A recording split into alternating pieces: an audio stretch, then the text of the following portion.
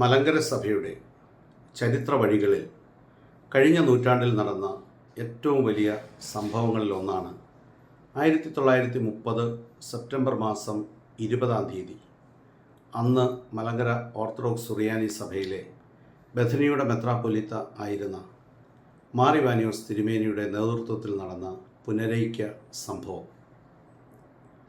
കേരള സഭ ആദിമ നൂറ്റാണ്ട് മുതൽ ഒരു സഭയായി അനേക നാളുകൾ ജീവിക്കുകയും എന്നാൽ ഈ സഭാമക്കളുടേതല്ലാത്ത കാരണത്താൽ ഈ സഭയിൽ ധാരാളം പിളർപ്പുകൾ ഉണ്ടാവുകയും ചെയ്തു. ഓരോ പിളർപ്പും കർത്താവിൻ്റെ മൗതിക ശരീരമായ പരിശുദ്ധ സഭയ്ക്ക് ഏൽപ്പിച്ച ആഘാതം വളരെ വലുതായിരുന്നു. പിളർപ്പുകൾ നടന്ന കാലഘട്ടം മുതൽ ഐക്യത്തിനായിട്ടുള്ള പരിശ്രമവും ഒപ്പം നടന്നിരുന്നു. ഉദയംപേരൂർ സുനകദോസിനും കൂനൻ കുരിശ് സത്യത്തിനും ശേഷം വലിയ പിളർപ്പിലേക്ക് പോയ ഈ സഭയിൽ അന്ന് മുതൽ തന്നെ ഇതിനെ ഒരുമിച്ച് കൊണ്ടുവരുന്നതിന് വലിയ പരിശ്രമങ്ങളാണ് നടന്നത്. എന്നാൽ അതൊന്നും ഫലപ്രാപ്തിയിൽ വേണ്ട വിധത്തിൽ എത്തിയില്ല.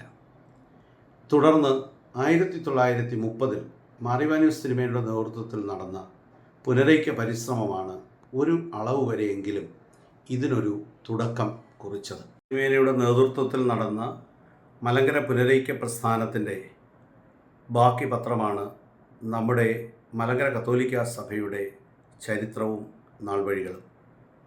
സഭ ഇന്ന് മലങ്കര പുനരൈക്യ പ്രസ്ഥാനത്തിൻ്റെ ശതാബ്ദി ആഘോഷത്തിനുള്ള ഒരുക്കങ്ങൾ ആരംഭിച്ചിരിക്കുകയാണ്.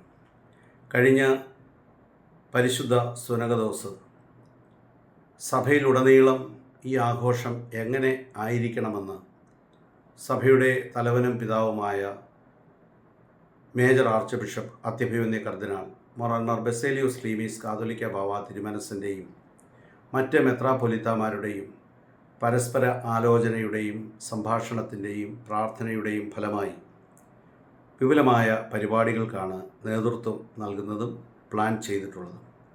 ഇത് സംബന്ധിച്ച് പരിശുദ്ധ ബാവ തിരുമേനിയുടെ കൽപ്പന സഭയിലെ എല്ലാ ദേവാലയങ്ങളിലും വായിക്കുന്നതിനായി ഇതിനോടകം ലഭിച്ചു കഴിഞ്ഞു. അടിസ്ഥാനപരമായി സഭ സുവിശേഷം പ്രഘോഷിക്കുക, സുവിശേഷം ആഘോഷിക്കുക, സുവിശേഷം ജീവിക്കുക എന്ന ത്രിവിധ ദൗത്യങ്ങളിലൂന്നിയാണ് ഈ ആഘോഷത്തിന് രൂപം കൊടുത്തിട്ടുള്ളത്. സുവിശേഷം പ്രസംഗിക്കുവാൻ ഇതാണ് സഭയുടെ എല്ലാ ശുശ്രൂഷകളുടെയും അടിസ്ഥാനമായ കാര്യം. ഇതിനെ അടിസ്ഥാനപ്പെടുത്തിയാണ് ഈ പുനരൈക്യ ശതാബ്ദി ആഘോഷങ്ങളുടെ കർമ്മ പരിപാടികൾ ആവിഷ്കരിച്ചിരിക്കുന്നത്. സുവിശേഷം പഠിപ്പിക്കുക എന്നുള്ളത് ദൈവവചന പഠനത്തിൻ്റെ ഒരു കാലഘട്ടമാണ്. സുവിശേഷം ആഘോഷിക്കുക എന്നത് പരിശുദ്ധമായ ആരാധനക്രമത്തിൻ്റെ ഒരു കാലഘട്ടമാണ്. സുവിശേഷം ജീവിക്കുക എന്നുള്ളത് സഭയുടെ എല്ലാ ജീവകാരുണ്യ ഉപവിപ്രവർത്തികളുടെയും ഒരു കാലഘട്ടമാണ്.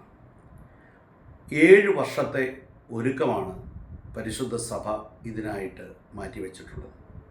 7-ാം വർഷം ജൂബിലി ശതാബ്ദി വർഷം ആയിരിക്കും.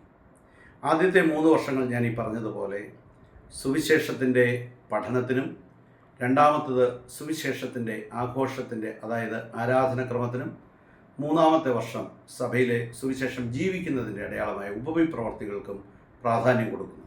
തുടർന്നുള്ള വർഷങ്ങൾ കുടുംബങ്ങളെ കേന്ദ്രീകരിച്ചുള്ളതും സഭയിലെ സന്യാസ സമർപ്പിത ദൈവവിളികൾ കേന്ദ്രീകരിച്ചുള്ളതും, 3-ാമത്തത് ബാല യുവജന വിഭാഗത്തിൻ്റെ വിശ്വാസ കാര്യങ്ങളിലുള്ള വളർച്ചയെ ഊന്നൽ നൽകിക്കൊണ്ടുമുള്ള കർമ്മ പരിപാടികളാണ് ആവിഷ്കരിക്കുന്നത്.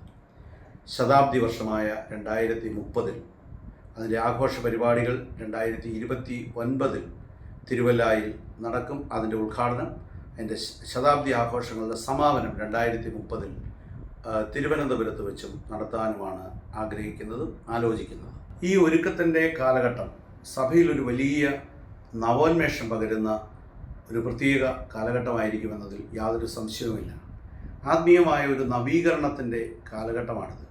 അടിസ്ഥാനപരമായി നമ്മുടെ ഇടവക സമൂഹങ്ങളും കുടുംബങ്ങളും കൂടുതൽ സജീവമായ പ്രാർത്ഥനാ ജീവിതത്തിലേക്കും ആത്മീയമായ നവീകരണത്തിലേക്കും കടന്നു വരാനുള്ള ഒരു കാലഘട്ടമാണ്. അതിനുള്ള ഒരു ആഹ്വാനമാണ് പരിശുദ്ധ ബാവ തിരുമേനി തൻ്റെ സന്ദേശത്തിലൂടെ അജഗണങ്ങളോട്, വിശ്വാസികളോട് നൽകുന്നത്.